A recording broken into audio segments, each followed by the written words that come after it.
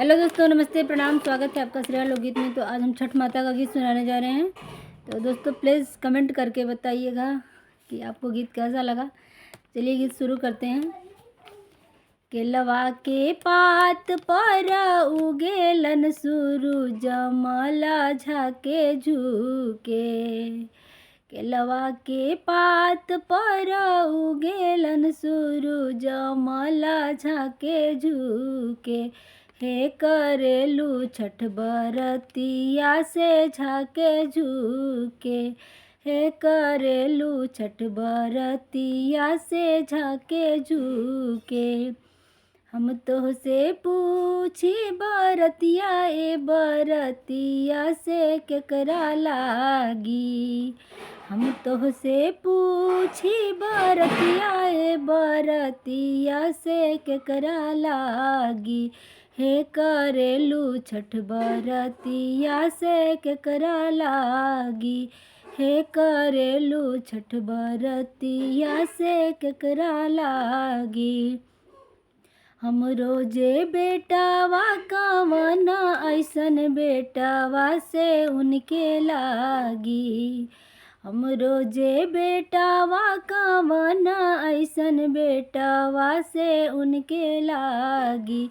हे करेनी छठ बरतिया से उनके लागी। हे करेनी छठ बरतिया से उनके लागी। अमरुदिया के पात पर उगेलन सूरुज माला झाके झुके। अमरुदिया के पात पर उगेलन सूरुज माला झाके झुके। हे करेलू छठ बरतिया से झाके झुके। हे करेलू छठ बरतिया से झाके झुके। हम तो से पूछी बरतिया ए बरतिया से केकरा लागी। हम तो से पूछी बरतिया ए बरतिया से केकरा लागी। हे करेलू छठ बरतिया से केकरा लागी। हे करेलू छठ बरतिया से केकरा लागी। हम रोजे बेटावा कवना ऐसन बेटावा से उनके लागी। हम रोजे बिटिया कवना ऐसन बिटिया से उनके लागी। हे करीले छठ बरतिया से उनके लागी। हे करीले छठ बरतिया से उनके लागी। अमवा के पात पर उगेलन सूरुज माला झाके झुके। अमवा के पात पर उगेलन सूरुज माला झाके झुके। हे करेलू छठ बरतिया से झाके झुके। हे करेलू छठ बरतिया से झाके झुके।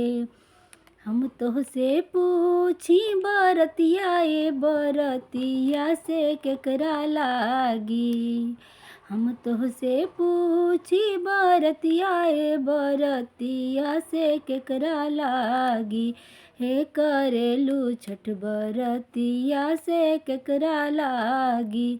हे करेलू छठ बरतिया से केकरा लागी। हम रोजे बिटिया कवना ऐसन बिटिया से उनका लागी। हम रोजे स्वामी कवना ऐसन स्वामी से उनका लागी। हे करीले छठ बरतिया से उनका लागी।